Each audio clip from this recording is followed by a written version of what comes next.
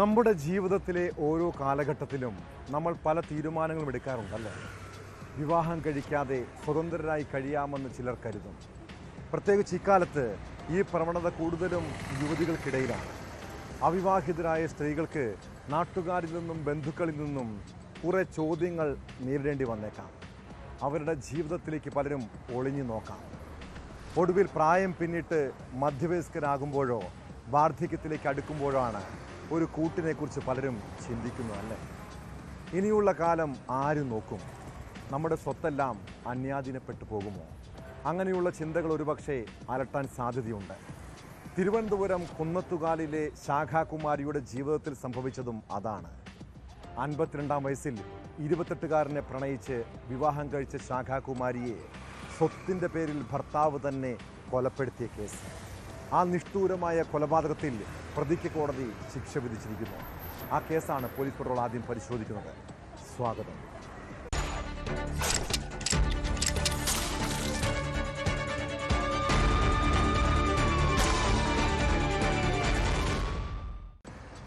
അൻപത്തിരണ്ട് വയസ്സ് വരെയും അവിവാഹിതയായി ജീവിച്ചതാണ് നെയ്യാറ്റിൻകര കുന്നത്തുകാലിലെ ശാഖാകുമാരി.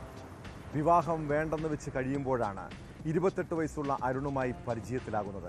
ആ സൗഹൃദം പ്രണയമായി വളർന്നു. ശാഖാകുമാരിയുടെ കോടികൾ വിലമതിക്കുന്ന സ്വത്ത് തട്ടിയെടുക്കാനായിരുന്നു അയാളുടെ നീക്കം. എന്നാൽ തൻ്റെ സ്വത്തുക്കൾക്ക് അവകാശിയായി ഒരു കുഞ്ഞ് ജനിക്കണമെന്ന ആഗ്രഹം പിന്നീട് വിവാഹത്തിലെത്തി. പക്ഷേ ആ ദാമ്പത്യ ബന്ധം അധികം നീണ്ടില്ല. വിവാഹം കഴിഞ്ഞ് 2 മാസത്തിന് ശേഷം എല്ലാവരും കേട്ടത് ശാഖാകുമാരിയുടെ മരണവാർത്തയാണ്. സ്വത്ത് തട്ടിയെടുക്കാനായി ഭാര്യയെ ഷോക്കടിപ്പിച്ച് കൊലപ്പെടുത്തിയ കേസിൽ പ്രതി അരുണിന് കോടതി ജീവപര്യന്തം ശിക്ഷ വിധിച്ചിരിക്കുന്നു. സംഭവം നടന്ന് 4.5 വർഷത്തിന് ശേഷമാണ് ശിക്ഷാവിധി.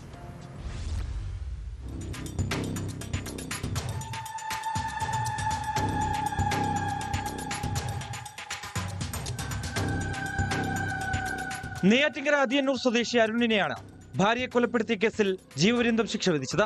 നെയ്യാറ്റിൻകര അഡീഷണൽ ജില്ലാ കോടതി ജഡ്ജി AM ബഷീറാണ് ശിക്ഷ വിധിച്ചത്. കുന്നത്തുകാൽ വില്ലേജിൽ ത്രേസ്യാപുരം പ്ലാങ്കാല പുത്തൻ വീട്ടിൽ ശാഖാകുമാരി എന്ന 52 വയസ്സുകാരിയെ കൊലപ്പെടുത്തിയ കേസിലാണ് വിധി.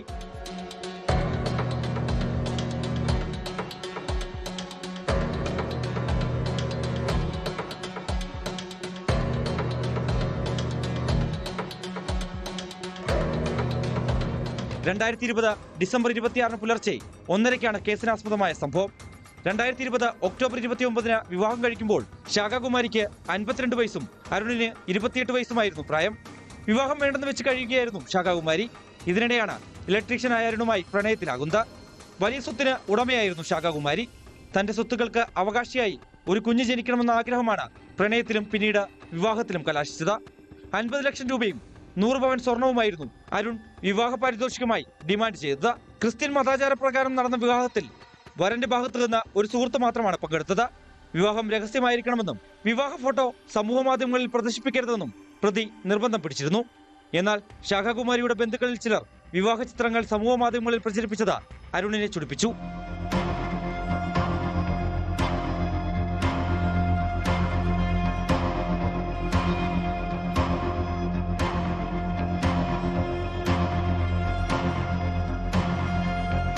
പ്രതി ധാരാളം പണം കൈപ്പറ്റിയതിനു പുറമെ കാർ, ബൈക്ക് തുടങ്ങിയവയും ശാഖാകുമാരിയുടെ പണം ഉപയോഗിച്ച് വാങ്ങി. പക്ഷേ കുട്ടികൾ വേണമെന്ന ആവശ്യത്തിൽ നിന്നും അരുൺ വിമുഖത കാണിച്ചു. ശാഖാകുമാരിയെ തെളിവില്ലാതെ കൊലപ്പെടുത്തി നിയമപരമായി ഭർത്താവ് എന്ന നിലയിൽ സ്വത്തുക്കളുടെ അവകാശിയായി മാറുക എന്നതായിരുന്നു പ്രതിയുടെ ലക്ഷ്യം. ഇലക്ട്രീഷ്യനായ പ്രതി ഒരിക്കൽ വീട്ടിൽ വെച്ച് ഓവൻ റിപ്പയർ ചെയ്യുന്നതിനിടെ ശാഖാകുമാരിയുടെ കയ്യിൽ ഷോക്കേൽപ്പിക്കാൻ ശ്രമം നടത്തിയിരുന്നു. അന്ന് ശാഖാകുമാരി പരിക്കേൽക്കാതെ രക്ഷപ്പെട്ടു. തുടർന്നാണ് ക്രിസ്മസ് ആഘോഷം കഴിഞ്ഞ് ബന്ധുക്കൾ പിരിഞ്ഞ ശേഷം വീണ്ടും ശാഖാകുമാരിയെ അപായപ്പെടുത്താനുള്ള നീക്കം നടത്തിയത്. അങ്ങനെ 2020 ഡിസംബർ 25-ന് ക്രിസ്മസ് രാത്രിയിൽ ബന്ധുക്കൾ പിരിഞ്ഞ ശേഷം പ്രതി ഭാര്യയെ കൊല്ലാൻ മുൻകൂട്ടി പദ്ധതിയിടുകയായിരുന്നു.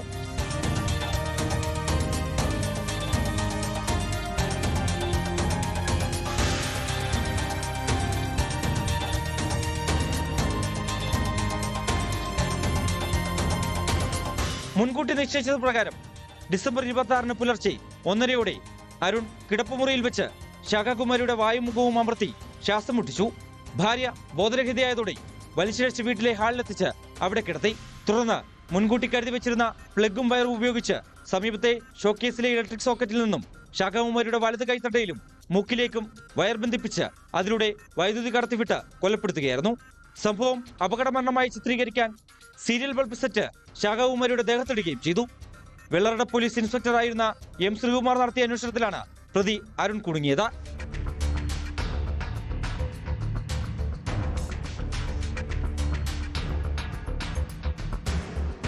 ന്യൂസ് 18 തിരുവനന്തപുരം. ലഹരിക്കടിമകളായ യുവാക്കൾ സ്വന്തം മാതാപിതാക്കളെ കൊലപ്പെടുത്താൻ പോലും മടിക്കില്ല. ചെറിയ പ്രകോപനമതി അവരെ അക്രമികളാക്കാൻ. കാസർഗോഡ് ഉപ്പളയിൽ ഉറങ്ങിക്കിടന്ന അമ്മയെ വെട്ടിക്കൊലപ്പെടുത്താൻ ശ്രമിച്ചത് ലഹരിക്കടിമയായ മകനാണ്. ഉപ്പള മണിമുണ്ട സ്വദേശിയായ മുഹസീനാണ് മാതാവ് ഷമീം ബാനുവിനെ ആക്രമിച്ചത്. ആഴത്തിൽ മുറിവേറ്റ അമ്മയുടെ നില ഗുരുതരമാണ്. പ്രതിയെ മാതാവ് മാനസിക രോഗിയായി ചിത്രീകരിക്കാൻ ശ്രമിച്ചുവെന്നാരോപിച്ചായിരുന്നു ആക്രമണം. ഇയാൾ വീട്ടിൽ പതിവായി പ്രശ്നങ്ങൾ ഉണ്ടാക്കുമായിരുന്നുവെന്ന് നാട്ടുകാരും ബന്ധുക്കളും പറയുന്നു.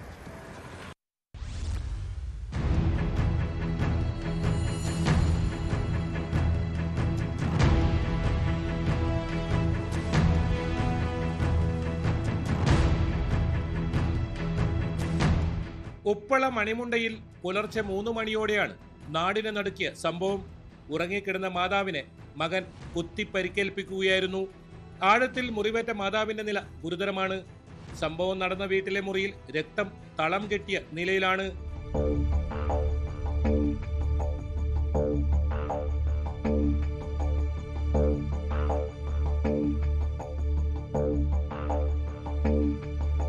ഷെയ്ഖ് ആദം ക്വാർട്ടേഴ്സിൽ താമസിക്കുന്ന അഷ്റഫിന്റെ ഭാര്യ ഷമീം ബാനുവിനാണ് വെട്ടേറ്റത്. മുഖത്തും കഴുത്തിനും കൈകൾക്കും ഉൾപ്പെടെ വെട്ടേറ്റിട്ടുണ്ട്. ഗുരുതരമായി പരിക്കേറ്റ ഇവരെ പരിയാരം മെഡിക്കൽ കോളേജ് ആശുപത്രിയിൽ പ്രവേശിപ്പിച്ചു. മകൻ മുഹസിൻ അഷ്റഫിനെ പോലീസ് അറസ്റ്റ് ചെയ്തു. പ്രതി ലഹരിക്കടിമയാണെന്ന് സംശയമുണ്ട്. ഇയാൾ മാതാവിനൊപ്പമാണ് താമസം. ഷമീം ബാനുവിന്റെ വൃദ്ധയായ മാതാവ് ബി ഫാത്തിമയും ഇവർക്കൊപ്പമാണ് താമസം.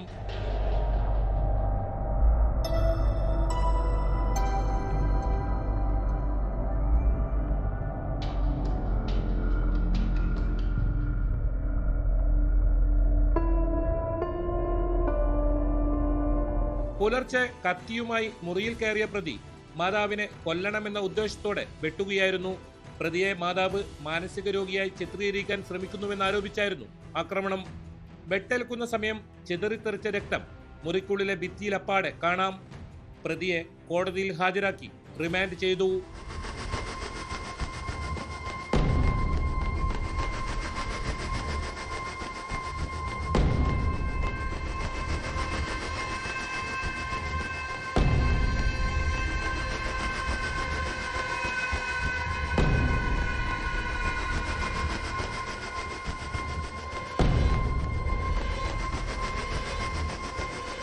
ന്യൂസ് 18 കാസർഗോഡ്. ആ രാത്രി കോട്ടയം റെയിൽവേ സ്റ്റേഷനിലെ ഓട്ടോ ഡ്രൈവറായ ജയേഷിന് പെട്ടെന്നങ്ങ് മറക്കാൻ കഴിയില്ല. തിരുവാതുക്കലിൽ പോകണമെന്ന് പറഞ്ഞാണ് ഒരു യുവാവ് ഓട്ടോയിൽ കയറിയത്. യാത്രക്കിടെയും ഒന്നും സംസാരിച്ചിരുന്നില്ല. തുടർന്ന് തിരുവാതുക്കൽ കവലയിൽ അയാളെ ഇറക്കിവിട്ടു.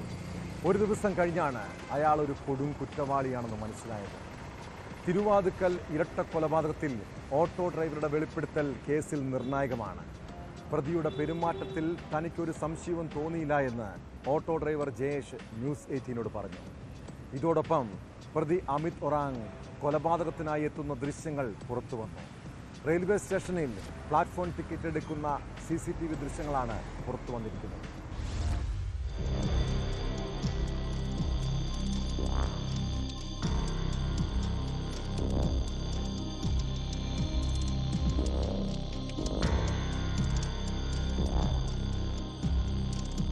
പ്രതി റെയിൽവേ സ്റ്റേഷനിൽ നിന്ന് കൊലപാതകത്തിന് പുറപ്പെട്ട് തെളിവ് നശിപ്പിച്ച് മടങ്ങുന്നത് വരെയുള്ള സമഗ്ര ദൃശ്യങ്ങളാണ് ന്യൂസ് 18 ലഭിച്ചത്. റെയിൽവേ സ്റ്റേഷനിലെത്തി പ്ലാറ്റ്ഫോം ടിക്കറ്റ് എടുക്കുന്നത് ദൃശ്യങ്ങളിൽ വ്യക്തം.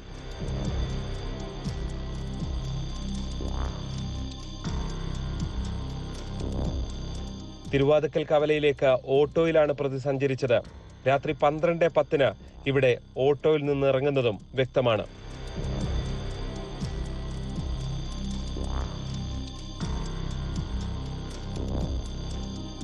പിന്നീട് അരമണിക്കൂറോളം പ്രതി കാത്തിരുന്നു.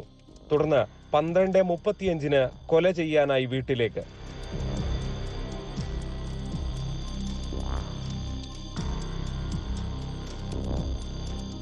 കൊലപാതകത്തിന് ശേഷം 3:42 പ്രതി പുറത്തേക്ക് പോകുന്നത്. DVR നശിപ്പിക്കാനായി പ്രതി പോകുന്ന ദൃശ്യങ്ങൾ ഇന്നലെ പുറത്തു വന്നിരുന്നു.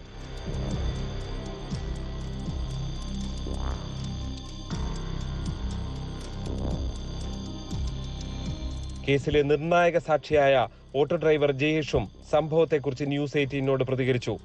മലയാളത്തിൽ സംസാരിച്ച അമിത്തിന്റെ പെരുമാറ്റത്തിൽ നിന്ന് അസ്വാഭാവികമായി ഒന്നും തോന്നിയില്ല. മലയാളം സംസാരിച്ചത്, പിന്നെ ഒരാളെ ഉള്ളതെന്ന് പറഞ്ഞാൽ ഏകാത്മി എന്ന് ഹിന്ദിയിലാണ് പറഞ്ഞത്. അപ്പോൾ നമുക്ക് ആളുടെ വേഷം കണ്ട നേരം ഒരു കുഴപ്പമൊന്നും തോന്നില്ല. ഒരു ജെന്റിൽമാൻ ലുക്ക്, ഒരു കാച്ചട്ടയും പെർമുട, നല്ല ബനിയൻ, അതൊക്കെ ഇട്ടേ. CCTV ദൃശ്യങ്ങൾക്ക് പുറമെ നിർണായകമായ വിരലടയാളങ്ങളും പോലീസ് കണ്ടെടുത്തിട്ടുണ്ട്. പ്രതിയെ കസ്റ്റഡിയിൽ വാങ്ങി ചോദ്യം ചെയ്ത് കൂടുതൽ തെളിവ് ശേഖരിക്കാനാണ് പോലീസിന്റെ തീരുമാനം.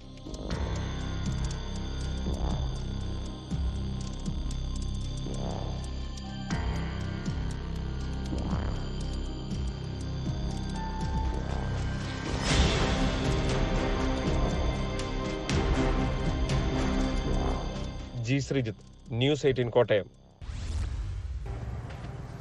അവനെ നല്ലോണം തല്ലി, കണ്ണടിച്ചു പൊട്ടിച്ചു.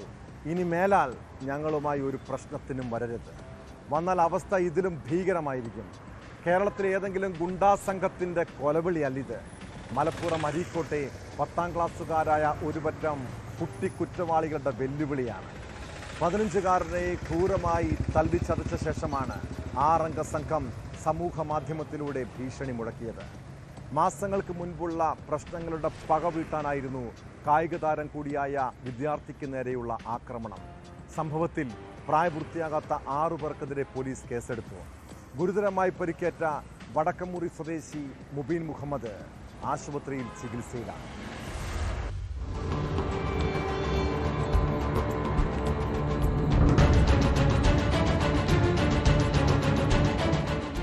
Malappuram Moorkanad higher secondary school 10ാം ക്ലാസ് വിദ്യാർത്ഥി വടക്കുംമുറി സ്വദേശി മുബീൻ മുഹമ്മദിനാണ് ഗുരുതര മർദ്ദനമേറ്റത്.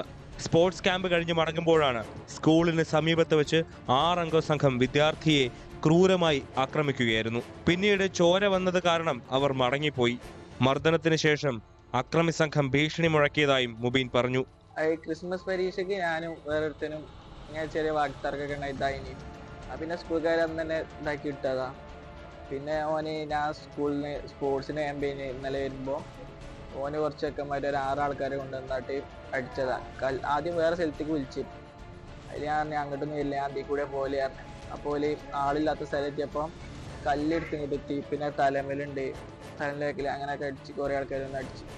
കണ്ണിനും മുഖത്തും തലയ്ക്കും പരിക്കേറ്റ് മുബീൻ അരീക്കോട് താലൂക്ക് ആശുപത്രിയിൽ ചികിത്സയിലാണ്. ഇനി മേലാൽ ഞങ്ങളുമായി ഒരു പ്രശ്നത്തിന് വരരുത്, വന്നാൽ നിന്റെ അവസ്ഥ ഇതിലും ഭീകരമായിരിക്കും എന്നായിരുന്നു ഭീഷണി. മർദ്ദിച്ചതിന് ശേഷം അവനെ നല്ലോണം തല്ലി, കണ്ണടിച്ച് പൊട്ടിച്ചു എന്നൊക്കെ പറയുന്ന വോയിസ് ക്ലിപ്പും പുറത്തിറങ്ങി.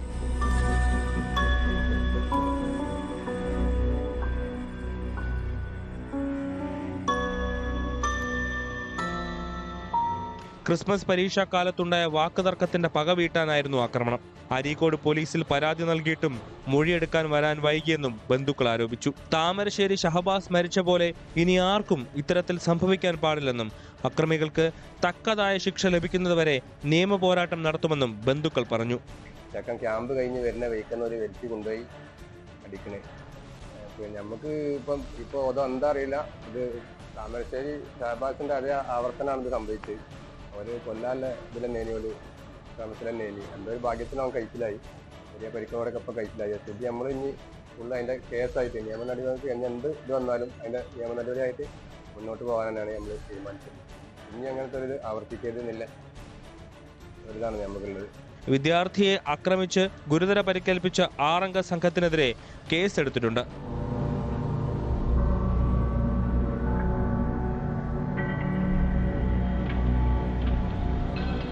ന്യൂസ് 18 തിരൂർ. ഒരാളെ തല്ലിയാലും കൊന്നാലും പ്രായപൂർത്തിയാകാത്തവരാണെങ്കിൽ പ്രായത്തിൻ്റെ ആനുകൂല്യം കിട്ടുമോ?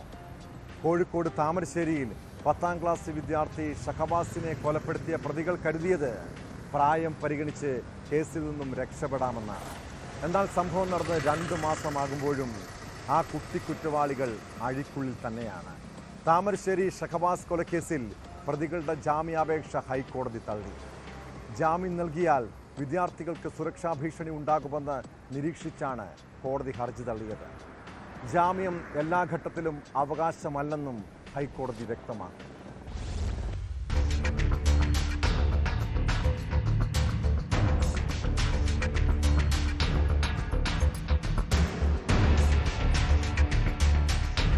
താമരശ്ശേരിയിൽ വിദ്യാർത്ഥിയായ ഷഹബാസിനെ കൊലപ്പെടുത്തിയ കേസിൽ പ്രതികൾക്ക് ഹൈക്കോടതി ജാമ്യം നിഷേധിച്ചു. വിദ്യാർത്ഥികൾക്ക് സുരക്ഷാ ഭീഷണിയുണ്ടെന്നും ജാമ്യം നൽകിയാൽ ക്രമസമാധാന പ്രശ്നമുണ്ടാകുമെന്നും കോടതി. പ്രതികൾക്ക് ഭീഷണി കത്തുകൾ വന്നിട്ടുണ്ട്. ഹൈക്കോടതി അവധിക്കാല ബെഞ്ചാണ് ഹർജി പരിഗണിച്ചത്.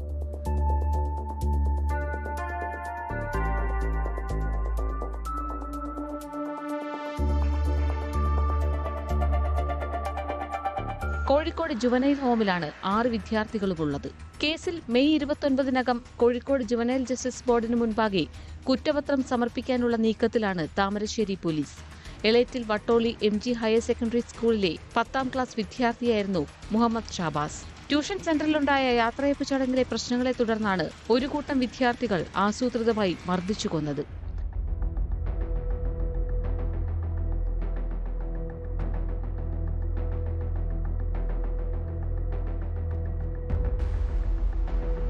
ന്യൂസ് 18 കൊച്ചി.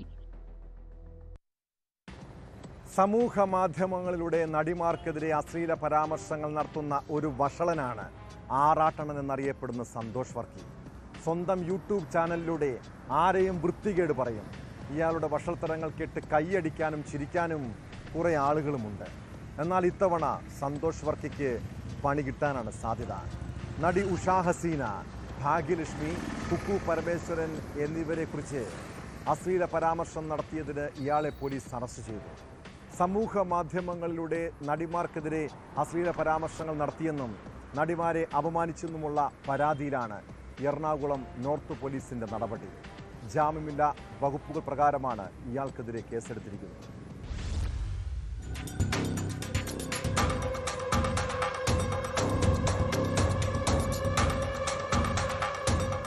സിനിമാ മേഖലയിൽ പ്രവർത്തിക്കുന്ന സ്ത്രീകളെല്ലാം മോശം സ്വഭാവക്കാരാണെന്നായിരുന്നു സന്തോഷ് വർക്കിയുടെ പരാമർശം. ഇതിനെതിരെ നടിമാർ തന്നെ രംഗത്തെത്തിയതോടെയാണ് ആറാട്ടണ്ണൻ കുടുങ്ങിയത്. ജാമ്യമില്ലാ വകുപ്പുകൾ പ്രകാരമാണ് ഇയാൾക്കെതിരെ കേസെടുത്തിരിക്കുന്നത്. നടിമാരുടെ പരാതിയിലാണ് അറസ്റ്റെന്ന് എറണാകുളം സെൻട്രൽ ACP ജയകുമാർ വ്യക്തമാക്കി. BNS 75(1)(4)(67) IT ആക്ട് തുടങ്ങിയ വകുപ്പുകളാണ് സന്തോഷ് വർക്കിക്കെതിരെ ചുമത്തിയിരിക്കുന്നത്. ഇവിടെ ക്രൈം രജിസ്റ്റർ ചെയ്തിട്ടുണ്ട്. അതിലാണ് അറസ്റ്റ് ചെയ്തിരിക്കുന്നത്. 75(1)(4) BNS, അതുപോലെ തന്നെ 67 IT ആക്ട്. കസ്റ്റഡി എടുത്തത് മറ്റേ നമ്മുടെ സ്ക്വാഡുകാരാണ്. സ്ഥലം അവര് താമസ സ്ഥലത്ത് നിന്ന്, വേറെ ഫംഗ്ഷന്റെ സ്ഥലത്തു നിന്നല്ല, താമസ സ്ഥലത്ത് നിന്ന് അറസ്റ്റ് ചെയ്ത. പരാതിക്കാർ ഒരുപാടുണ്ട്. പക്ഷെ നമ്മളിപ്പോ ഒരു പരാതിയിലാണ് കേസ് രജിസ്റ്റർ ചെയ്തത്. നടിമാർക്കെതിരായ പരാമർശം സ്ത്രീത്വത്തെ അപമാനിക്കുന്നതാണെന്നും ഇയാൾക്കെതിരെ കർശന നടപടിയെടുക്കണമെന്നും ആവശ്യപ്പെട്ട് നടി ഉഷാ ഹസീന ആലപ്പുഴ DYSPക്ക് പരാതി നൽകിയിരുന്നു. 40 വർഷമായി സിനിമാ മേഖലയിൽ പ്രവർത്തിക്കുന്ന തന്നെ സന്തോഷ് വർക്കിയുടെ പരാമർശം വേദനിപ്പിച്ചെന്നും ഉഷ പരാതിയിൽ വിശദീകരിച്ചിരുന്നു. ഉഷയ്ക്ക് പുറമെ ചലച്ചിത്ര പ്രവർത്തകരായ ഭാഗ്യലക്ഷ്മി, കുക്കു പരമേശ്വരൻ തുടങ്ങിയവരാണ് സന്തോഷ് വർക്കിക്കെതിരെ പരാതി നൽകിയത്. സന്തോഷ് വർക്കിയുടെ നിരന്തരമുള്ള പരാമർശങ്ങൾ സ്ത്രീത്വത്തെ അപമാനിക്കുന്നതാണെന്ന് നടിമാരുടെ പരാതിയിൽ പറയുന്നു. എറണാകുളം നോർത്ത് പോലീസാണ് ഇയാളെ കസ്റ്റഡിയിലെടുത്തത്. സാമൂഹിക മാധ്യമങ്ങളിലൂടെ സമാനമായ രീതിയിൽ നടിമാർക്കെതിരെ ഇയാൾ മോശം പരാമർശങ്ങൾ നടത്തിയിട്ടുണ്ട്. നടി നിത്യ മേനോനെ വിവാഹം കഴിക്കണമെന്നാവശ്യപ്പെട്ട് ശല്യം ചെയ്തതിന് ഇയാളെ പാലരുവട്ടം പോലീസ് താക്കീത് ചെയ്തിരുന്നു. നെയ്യാറ്റിങ്കര ഗോപന്റെ ആറാട്ട് എന്ന ചിത്രത്തിന്റെ റിവ്യൂവിലൂടെ സന്തോഷ് വർക്കി പ്രശസ്തനാകുന്നത്. തുടർന്ന് ആറാട്ടണ്ണൻ എന്ന വിളിപ്പേരും കിട്ടുകയായിരുന്നു.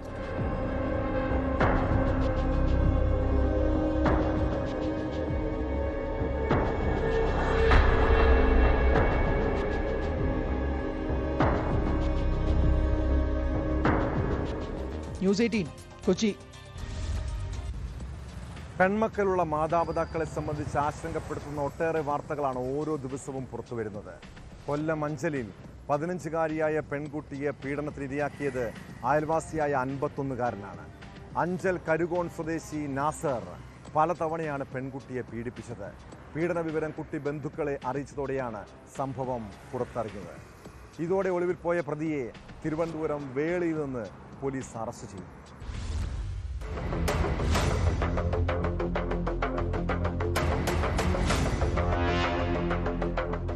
അഞ്ചൽ കരുകോൺ തോട്ടുങ്കര പുത്തൻ വീട്ടിൽ 51കാരനായ ബൈക്ക് നാസർ എന്ന നാസറിനെയാണ് അഞ്ചൽ പോലീസ് അറസ്റ്റ് ചെയ്തത്. അഞ്ചൽ പോലീസ് സ്റ്റേഷൻ പരിധിയിൽ താമസിക്കുന്ന 15കാരിയെ നാസർ പലതവണ പീഡിപ്പിച്ചുവെന്നാണ് കുട്ടി പോലീസിൽ മൊഴി നൽകിയിരിക്കുന്നത്.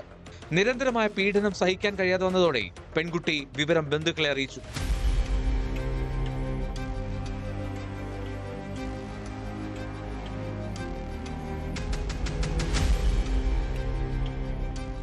പരാതിയെ തുടർന്ന് കുട്ടിയുടെ രഹസ്യമൊഴിയെടുത്ത് പോലീസ് കേസ് രജിസ്റ്റർ ചെയ്തു.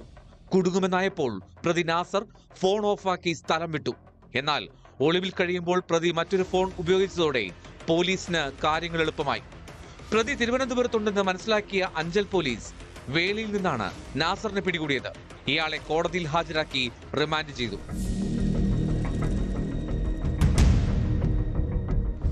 അഞ്ചൽ പോലീസിൽ ഇയാൾക്കെതിരെ 10ഓളം കേസുകളുണ്ട്. നാസറിനെതിരെ ഏരൂർ, കടക്കൽ, നൂർനാട് പോലീസ് സ്റ്റേഷനുകളിലും കേസുകളുണ്ട്. Anchal SHO Harish, senior civil police officer Vinod Kumar, Rajbir, civil police officer Sabu എന്നിവരടങ്ങുന്ന സംഘമാണ് പ്രതിയെ പിടികൂടിയത്.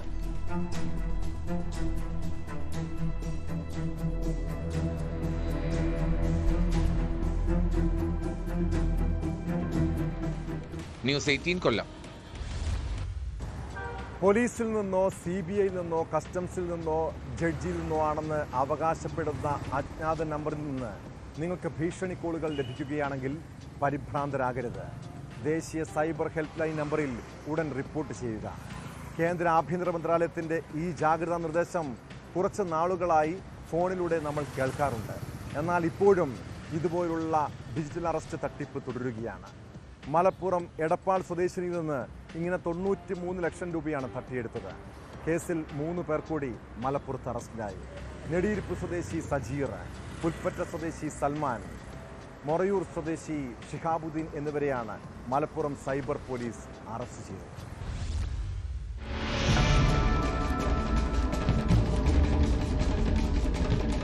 എടപ്പാൾ സ്വദേശിനിയുടെ മൊബൈൽ നമ്പറിലേക്ക് വിവിധ നമ്പറുകളിൽ നിന്ന് വിളിച്ച് മുംബൈ ക്രൈംബ്രാഞ്ചിലെ ഉദ്യോഗസ്ഥരാണെന്ന് പറഞ്ഞായിരുന്നു തട്ടിപ്പ്.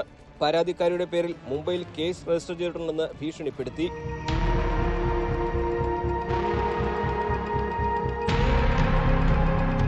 തുടർന്ന് മുംബൈ പോലീസ് ഓഫീസറുടെ വേഷത്തിൽ വാട്സാപ്പിലൂടെ വീഡിയോ കോൾ ചെയ്ത് പണം ആവശ്യപ്പെടുകയായിരുന്നു. മാനസിക സമ്മർദ്ദത്തിലായ അവർ ഭീതി മൂലം 93 ലക്ഷം രൂപ പ്രതികൾക്ക് അയച്ചു കൊടുത്തു. സ്ത്രീയുടെ പരാതിയുടെ അടിസ്ഥാനത്തിലായിരുന്നു മലപ്പുറം പോലീസ് കേസെടുത്തത്.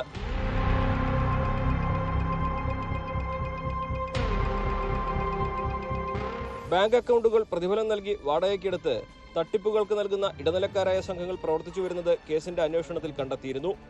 ഇത്തരം തട്ടിപ്പിലൂടെ സമ്പാദിച്ച പണം പിൻവലിച്ച ആളുകളെയാണ് സൈബർ പോലീസ് അറസ്റ്റ് ചെയ്തത്. കേസിൽ 4 പേർ നേരത്തെ പിടിയിലായിരുന്നു. ജില്ലാ പോലീസ് മേധാവി R. വിശ്വനാഥന്റെ നിർദ്ദേശപ്രകാരം മലപ്പുറം DCRB DYSP ജയചന്ദ്രന്റെ മേൽനോട്ടത്തിൽ cyber crime police station inspector IC ചിത്രരഞ്ജനാണ് കേസ് അന്വേഷിക്കുന്നത്.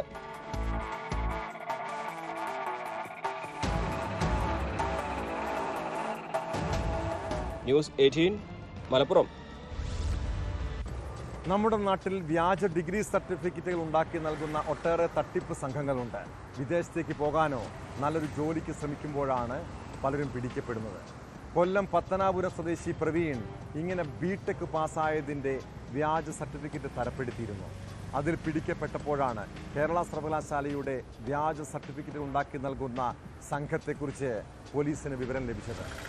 സിനിമാ പ്രവർത്തകനും കൊല്ലം പള്ളിക്കൽ സ്വദേശിയുമായ അനസ് സെയ്നാണ് തട്ടിപ്പിൻ്റെ സൂത്രധാരൻ.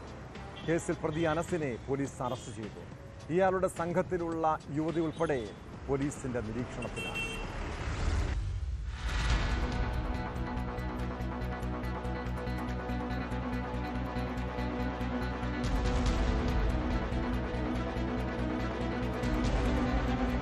ഗൾഫിലെ ജോലിക്കായി പത്തനാപുരം സ്വദേശി പ്രവീൺ നോർക്കയിൽ സമർപ്പിച്ച BTech സർട്ടിഫിക്കറ്റാണ് അന്വേഷണത്തിലേക്ക് വഴി തുറന്നത്.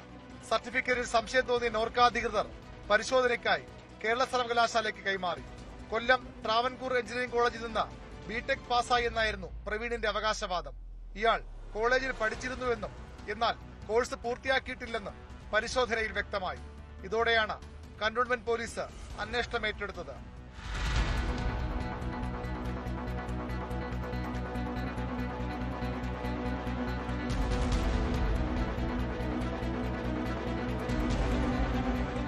കോഴ്സ് സർട്ടിഫിക്കറ്റിനായി കോളേജിൽ ചെന്ന തനിക്ക് പള്ളിക്കൽ സ്വദേശിയായ യുവതിയാണ് ബിടെക് സർട്ടിഫിക്കറ്റ് സംഘടിപ്പിച്ച് നൽകിയതെന്ന് പ്രവീൺ പോലീസിന് മൊഴി നൽകി. 2,68,000 രൂപയ്ക്കാണ് യുവതി പ്രവീണിന് സർട്ടിഫിക്കറ്റ് വിറ്റത്. ഇവരെ ചോദ്യം ചെയ്തപ്പോൾ അനസിന്റെ പങ്ക് വ്യക്തമായി. അനസാണ് ഇതിനു പിന്നിലെന്ന് യുവതി പോലീസിനെ അറിയിച്ചു. തിരുവനന്തപുരം പുന്നയ്ക്കാമുകളിലെ ഡബ്ബിംഗ് സ്റ്റുഡിയോയിൽ നിന്ന് ഇന്നലെ രാത്രി അനസിനെ കന്റോൺമെന്റ് പോലീസ് കസ്റ്റഡിയിലെടുത്തു.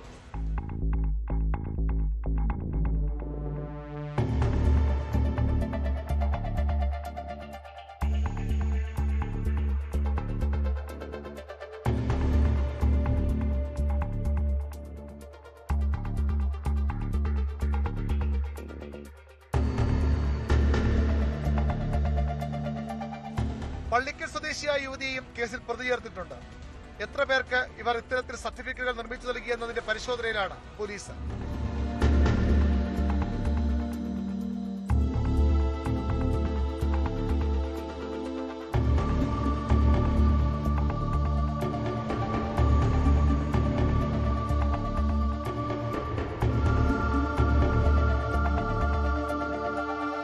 ന്യൂസ് 18 തിരുവനന്തപുരം. പല ജ്വല്ലറികളും സാധാരണക്കാരായ ജനങ്ങളിൽ നിന്ന് സ്വർണ്ണനിധി എന്ന പേരിലൊക്കെ പണം വാങ്ങാറുണ്ട്. ഓരോ മാസവും തവണകളായി പണം നിക്ഷേപിച്ചാൽ നിങ്ങൾക്ക് സ്വർണം കിട്ടുമെന്ന വലിയ പരസ്യവും കൊടുക്കും. എന്നാൽ ഇങ്ങനെ തട്ടിപ്പ് നടത്തുന്ന ജ്വല്ലറികളെക്കുറിച്ചും അറിയണം. മലപ്പുറം എടപ്പാളിൽ നിക്ഷേപകരിൽ നിന്ന് കോടികൾ വാങ്ങി തട്ടിപ്പ് നടത്തിയത് ഭീമ ജ്വല്ലറി ഉടമകളാണ്. പിന്നീട് പണവും സ്വർണവും നൽകാതെ അവർ ജ്വല്ലറിയും കൂട്ടി മുങ്ങിയിരുന്നു. കേസിൽ പാർട്ട്ണർമാരായ 4 പേരെ പോലീസ് അറസ്റ്റ് ചെയ്തു. 2 പേർ വിദേശത്തേക്ക് കടന്നതായാണ് വിവരം.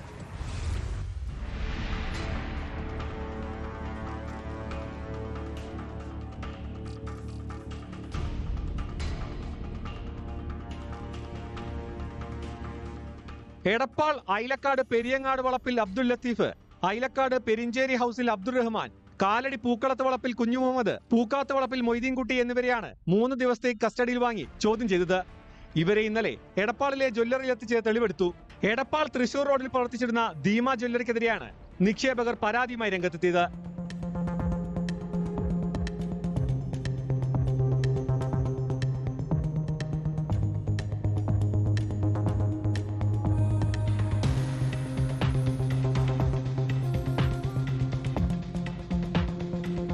ഒരു മാസം മുൻപാണ് ഇവർ ജ്വല്ലറി പൂട്ടി ഒളിവിൽ പോയത്. നിക്ഷേപിച്ച പണം തിരികെ നൽകിയില്ലെന്ന് ചൂണ്ടിക്കാട്ടി 1.3 കോടി രൂപ നഷ്ടപ്പെട്ട 2 പേർ പോലീസിൽ പരാതി നൽകിയതോടെ കേസെടുത്ത് അന്വേഷണം നടത്തുകയായിരുന്നു.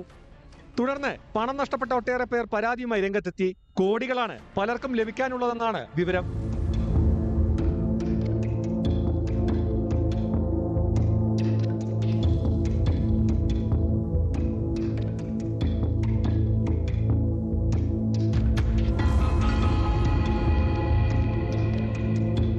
പാർട്ട്ണർമാരായ 4 പേരെ അറസ്റ്റ് ചെയ്തു. 2 പേർ വിദേശത്തേക്ക് കടന്നതായാണ് വിവരം. ഇവരെ പിടികൂടാനായിട്ടില്ല. ഇന്നലെ പ്രതികളെ ജ്വല്ലറിയിൽ എത്തിച്ച് നടത്തിയ തെളിവെടുപ്പിൽ 300 ഗ്രാം സ്വർണമാണ് കണ്ടെടുക്കാനായത്. കുറച്ച് വെള്ളി ആഭരണങ്ങളും ലഭിച്ചതായി ചങ്ങരംകുളം CI S ഷൈൻ അറിയിച്ചു. പണമിടപാട് സംബന്ധിച്ച് ഏതാനും രേഖകളും പിടിച്ചെടുത്തിട്ടുണ്ട്.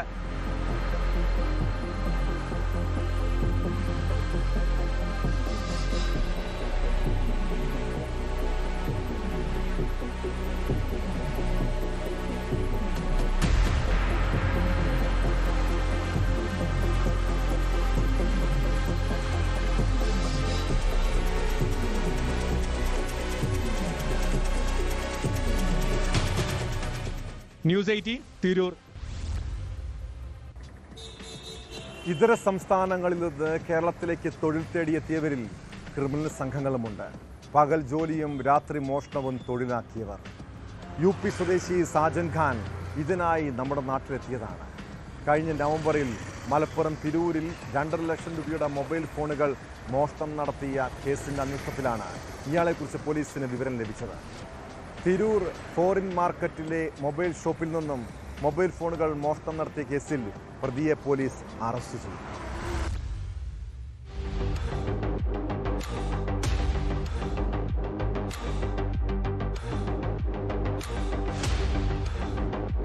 കഴിഞ്ഞ നവംബറിൽ തിരൂർ മുനിസിപ്പൽ ബിൽഡിംഗിൽ പ്രവർത്തിക്കുന്ന മൊബൈൽ ഷോപ്പിൽ നിന്നും 2.5 ലക്ഷം രൂപ വിലമതിക്കുന്ന 12 മൊബൈൽ ഫോണുകളാണ് മോഷണം പോയത്. CCTV ദൃശ്യങ്ങൾ കേന്ദ്രീകരിച്ച് പോലീസ് നടത്തിയ അന്വേഷണത്തിൽ നിന്നും പ്രതികളെ തിരിച്ചറിഞ്ഞിരുന്നു. എന്നാൽ സംഭവത്തിന് ശേഷം നാടുവിട്ട പ്രതികളെ കണ്ടെത്താൻ കഴിഞ്ഞിരുന്നില്ല. UP സ്വദേശി സാജൻ ഖാൻ മറ്റ് സംസ്ഥാനങ്ങളിൽ ഒളിവിൽ കഴിയുകയായിരുന്നു. അതിനിടെ പോലീസിന് ലഭിച്ച രഹസ്യ വിവരത്തെ തുടർന്ന് നടത്തിയ അന്വേഷണത്തിലാണ് മുംബൈയിൽ നിന്നും സാജൻ ഖാനെ പിടികൂടുന്നത്.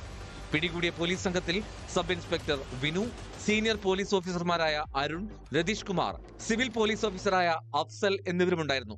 മോഷണം നടത്താൻ കൂടെയുണ്ടായിരുന്ന പ്രായപൂർത്തിയാകാത്ത മറ്റൊരാളെ പറ്റിയും പോലീസിന് വിവരം ലഭിച്ചിട്ടുണ്ട്. UPയിൽ നിന്നും തൊഴിൽ തേടിയെത്തിയവർ പകൽ സമയങ്ങളിൽ ജോലി ചെയ്യുകയും രാത്രി മോഷണം നടത്തുകയുമായിരുന്നു രീതി. പിടിയിലായ സാജൻ ഖാന് സംസ്ഥാനത്തെ മറ്റേതെങ്കിലും പോലീസ് സ്റ്റേഷനുകളിൽ കേസുകളുണ്ടോ എന്നും പരിശോധിക്കുന്നുണ്ട്.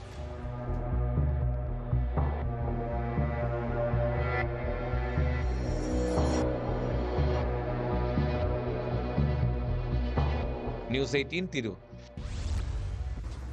MDMAയുടെയും കഞ്ചാവിൻ്റെയും വിൽപ്പന തൊഴിലാക്കി സ്വീകരിച്ച യുവാവ് എക്സൈസിന്റെ വലയിൽ വീണ കേസാണ് പോലീസ് പെട്രോളിനെ പരിശോധിക്കുന്നത്.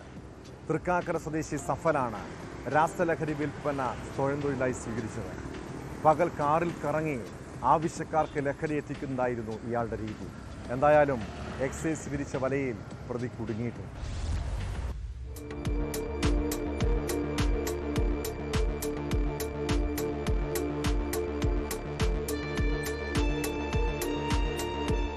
എറണാകുളം ഭാഗത്ത് MDMA വലിയ തോതിൽ മൊത്തക്കച്ചവടം നടത്തുന്ന തൃക്കാക്കര സ്വദേശി സഫലിനെയാണ് കുര്യൻമലയിൽ നിന്ന് എക്സൈസ് സംഘം പിടികൂടിയത്.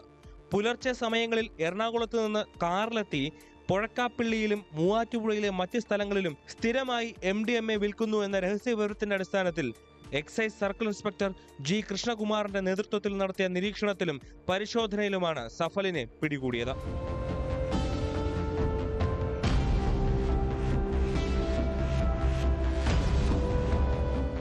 സഫലിന്റെ പക്കൽ നിന്ന് 17.5 ഗ്രാം കഞ്ചാവും 0.9 ഗ്രാം MDMAയും MDMA ഉപയോഗിക്കുന്നതിനുള്ള ഗ്ലാസ് ട്യൂബുകളും മൊബൈൽ ഫോണും പണവും പിടിച്ചെടുത്തിട്ടുണ്ട്. ഇയാൾ സ്ഥിരമായി MDMA വിൽപ്പന നടത്തുന്നതും ഉപയോഗിക്കുന്ന ആളുമാണെന്ന് എക്സൈസ് സർക്കിൾ ഇൻസ്പെക്ടർ പറഞ്ഞു. അയാളുടെ കയ്യിൽ നിന്ന് MDMA ഉപയോഗിക്കുന്ന പൈപ്പും മറ്റു വസ്തുക്കളും പിടികൂടിയിട്ടുണ്ട്. ഇയാൾക്കെതിരെ NDPS കേസെടുത്തിട്ടുണ്ട്. കേസിലെ ഈ റെൽവിൻ രാജുവിൻ്റെ പങ്കാളിത്തം സംബന്ധിച്ച് അന്വേഷണം നടന്നു വരുന്നേ ഉള്ളൂ. നിലവിൽ ഈ സഫലിനെ പ്രതി ചേർത്ത് കേസെടുക്കുകയും തുടരന്വേഷണം നടന്നു വരുന്നതുമാണ്. സഫലിനെ ഇന്ന് കോടതിയിൽ ഹാജരാക്കി. ഓപ്പറേഷൻ ക്ലീൻ സ്ലേറ്റ് ഫേസ് 2വിന്റെ അടിസ്ഥാനത്തിൽ വ്യാപകമായ പരിശോധനയാണ് മൂവാറ്റുപുഴ എക്സൈസിന്റെ നേതൃത്വത്തിൽ നടത്തിവരുന്നത്. Assistant excise inspector Ajayakumar, preventive officer Shabeer, civil excise ഓഫീസർമാരായ റഹീം, നൌഷാദ്, വനിതാ civil excise officer Anitha, driver Jayan എന്നിവരടങ്ങിയ സംഘമാണ് പ്രതിയെ പിടികൂടിയത്.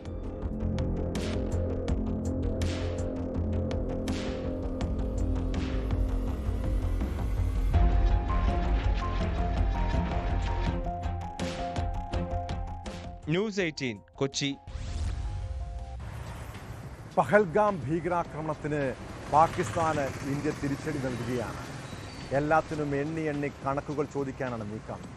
ലഷ്കർ-എ തോയ്ബ കമാൻഡർ അൽതാഫ് ലല്ലിയെ സൈന്യം വധിച്ചു. നിയന്ത്രണ രേഖയിൽ പലയിടത്തും സൈന്യവും തീവ്രവാദികളും ഏറ്റുമുട്ടി. സിന്ധു നദീജല കരാർ മരവിപ്പിച്ചതായി ഇന്ത്യ പാകിസ്ഥാനെ അറിയിച്ചു. അതിർത്തിയിലെ വെടിനിർത്തൽ കരാർ റദ്ദാക്കുന്നതും ഇന്ത്യയുടെ പരിഗണനയിലുണ്ട്. സ്ഥിതിഗതികൾ വിലയിരുത്താൻ കരസേനാ മേധാവി കശ്മീരിലെത്തി.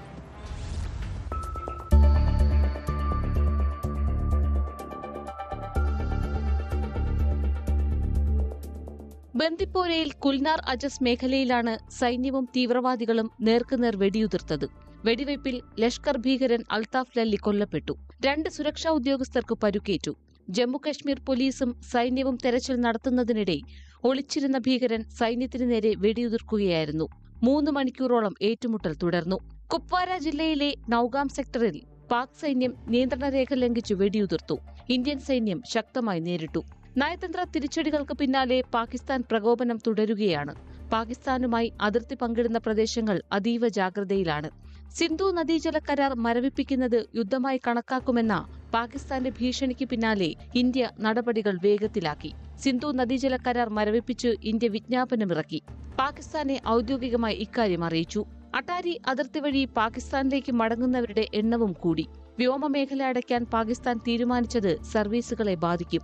വിമാനങ്ങൾ ദൈർഘ്യമേറിയ റൂട്ട് തിരഞ്ഞെടുക്കാൻ നിർബന്ധിതമാകും. വിമാന ഇന്ധന ചെലവുകൾ വർദ്ധിക്കുന്നത് നിരക്കുകളിലും പ്രതിഫലിക്കും. യുദ്ധസമാനം തന്നെയാണ് അന്തരീക്ഷം. അറബിക്കടലിൽ മുന്നൊരുക്കങ്ങൾ സുസജ്ജം. INS സൂറത്തിൽ നിന്നും മിസൈൽ വിജയകരമായി വിക്ഷേപിച്ചുവെന്ന് നാവികസേന അറിയിച്ചു. കടലിലെ അഭ്യാസത്തിന്റെ ദൃശ്യങ്ങളും പുറത്തുവിട്ടിട്ടുണ്ട്. കറാച്ചി തീരത്ത് പാകിസ്ഥാൻ മിസൈൽ പരിശീലനം നടത്തിയെന്ന വാർത്തകൾ പുറത്തുവന്നതിന് പിന്നാലെയാണ് ഇന്ത്യൻ നാവികസേനയുടെ മറുപടി.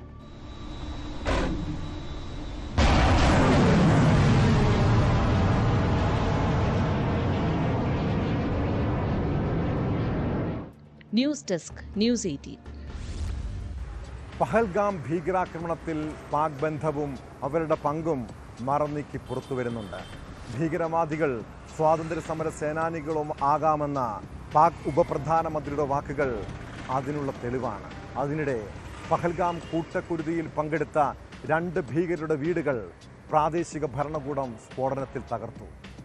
ഭീകരർ ഒളിച്ചതായി സംശയിക്കുന്ന മേഖലകളിൽ പരിശോധന തുടരുകയാണ്.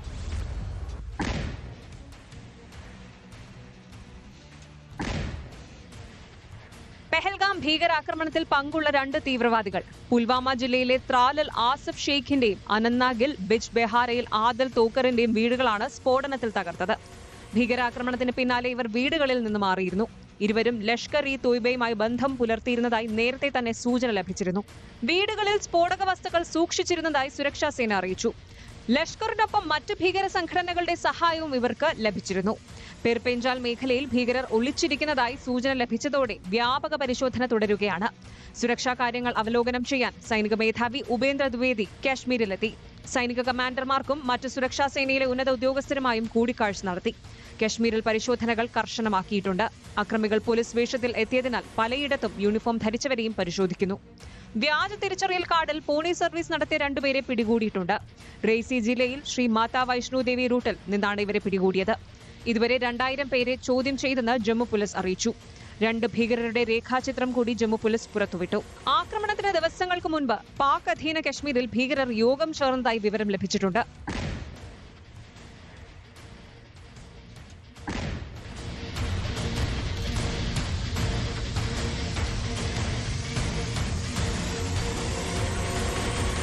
ന്യൂസ് 18 ഡൽഹി.